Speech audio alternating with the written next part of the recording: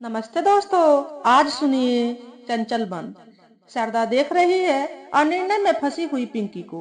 क्या वह पिंकी की मदद करे? अगर हाँ तो कैसे?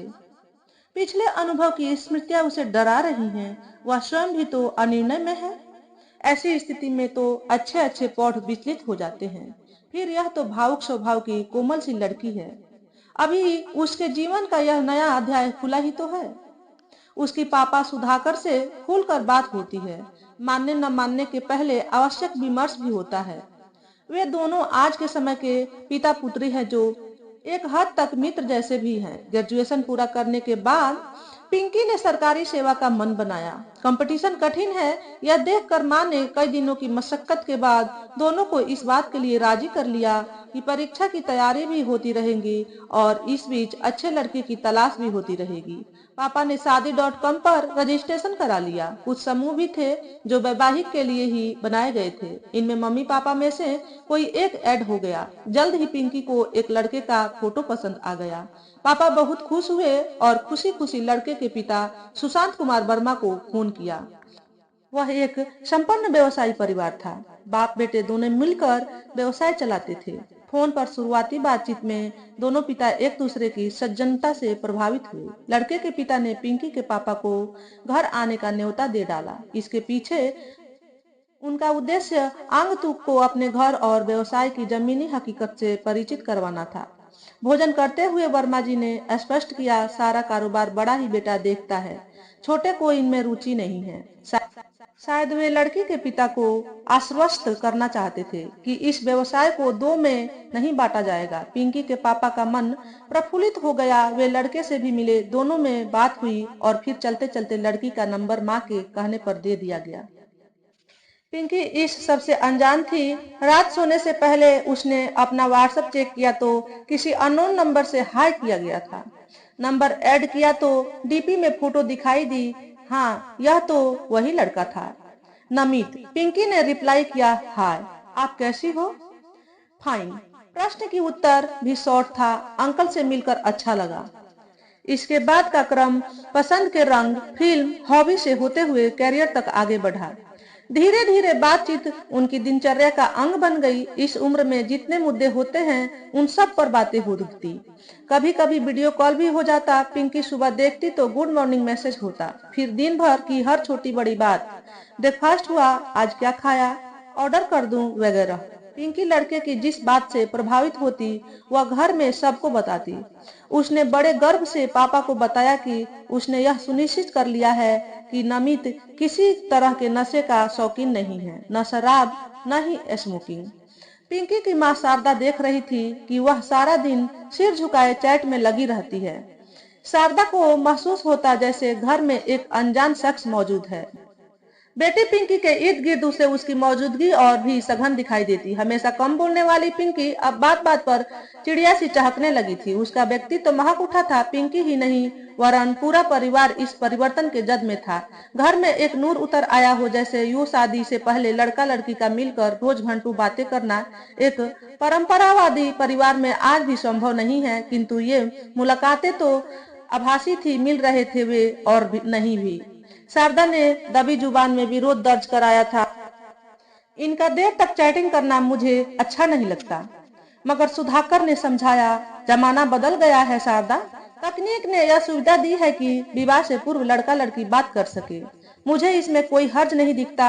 आखिर बात करेंगे तो आपसी समझ विकसित होगी। सुधाकर के प्रगतिवादी तर्क के सामने शारदा ने शीघ्र ही घुटने टेक दिए। उस दिन बर्थडे था। पिंकी का स्टेटस देखकर नमित को पता चल गया। उसने हैप्पी बर्थडे के साथ आईफोन ऑर्डर करने का प्रस्ताव रखा। पिंकी का जवाब था, शादी अभी तय नहीं हुई है, हो जाएगी, बर्थडे गिफ्ट तो बनता है ना। नहीं, इतना महंगा नहीं, सस्ती चीज मैं देता नहीं। नमित के जवाब में उसकी अमीरी भी बोल रही थी, जिसे संतुलित करने के लिए उसने कई हंसते हुए इमोजी दाग दिए। चैट, कॉल और वीडियो कॉल करते एक माह बीत गया। नमित को विश्वास हो चला था उसकी पसंद पिंकी ही है। देखा नहीं तो क्या, बातचीत से इंसान का स्वभाव और व्यक्तित्व तो पता ही चल जाता है। आखिर शक्ल देखकर अधिक क्या जान लेता है। इंसान शक्ल सूरत तो वैसे भी धोखा है। लोग जैसे दिखते हैं वैसे होते नहीं। खासकर लड़कियां तो चेहरे पर न जाने मेकअप की कितनी परतें चढ़ा लेती हैं। ऐसे में साक्षात देखना कौन से सच का दर्शन करा पाएगा। नमित के पास तर्कों की एक श्रृंखला थी जो उसे पिंकी के बारे में लगातार आश्वस्त करा रहे थे। उस दिन बारिश हो रही थी। शारदा गीले कपड़े ही तार पर से समेट लाई, मगर सोच रही थी कहाँ फैलाए। उसने पिंकी से कहा, ये कपड़े कहीं फैला दो। कोई प्रतिक्रिया ना पाकर उसने अपनी बात दोहराई, मगर इस बार भी पिंकी पर कोई असर नहीं हुआ। वह दिन दुनिया से बेखबर मोबाइल में लगी थी। यह देख शारदा को गुस्सा आया, मगर खुद को संभालते हुए उसने सिर्फ इतना कहा कि उससे पूछो तुमसे मिलने कब आ रहा है। पिंकी ने इस बार गर्दन सीधी करके माँ की ओर देखा और मैसेज में माँ का ही प्रश्न टाइप करने लगी। मिलने का कोई प्रोग्राम नहीं, बस रात दिन चैट में लगे हैं। मोबाइल पर ही हो जाएगी शादी। शारदा बुदबुदाते हुए कपड़े लेकर बाहर निकल गई। नाश्ते के समय सुधाकर के सामने भी शारदा ने वही बात रखी। वे लोग आए और आमने सामने बैठकर सारी बात हो जाए। सुधाकर ने वर्मा जी को फोन लगाया और आने का आग्रह किया। उस दिन घर में उत्सव सा माहौल था। घर में अतिथि सत्कार की यथासंभव उत्तम व्यवस्थाएं की जा रही थी। सुधाकर सोच सोचकर छोटी से छोटी बात शारदा को बता रहे थे। नमित ने भी अपना उत्साह नहीं छुपाया। शॉपिंग के वक्त का फोटो, हेयर कटिंग करते हुए फोटो, घर से निकलते हुए सेल्फी, आने वालों की जानकारी, सभी कुछ पल पल की जानकारी व्हाट्सएप की गई। दोनों परिवार आश्वस्त थे कि रोका करना है। लड़की देखना तो औपचारिकता मात्र है, वह तो पहले ही पसंद की जा चुकी है। किंतु जो हुआ अप्रत्याशित था। लड़की और उसके परिवार के साथ लगभग 2 घंटे बिताने के बाद लड़के समेत माँ, बुआ और चाची सब बाहर चले गए और 2 मिनट में ही वापस आकर बैठ गए। इस बीच दोनों पिताओं में विवाह की योजना बनती रही।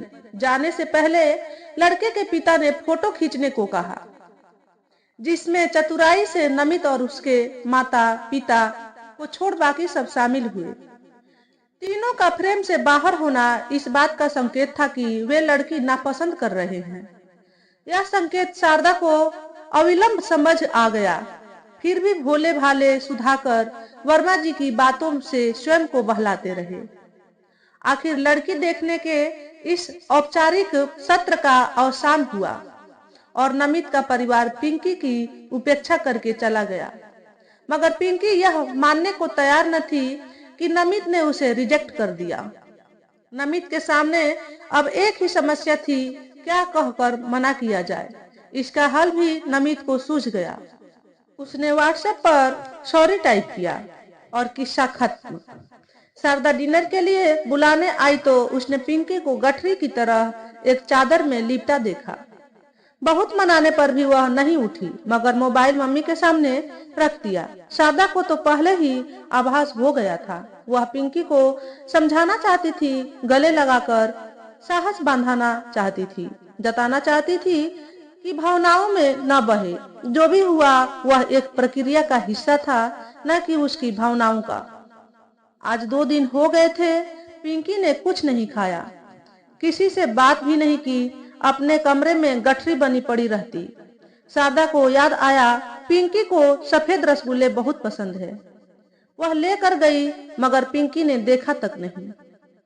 घबराकर शारदा ने गूगल पर साइकोलॉजिस्ट खोज निकाला और उसे पिंकी का किस्सा बताया। डॉक्टर ने काउंसलिंग की सलाह दी।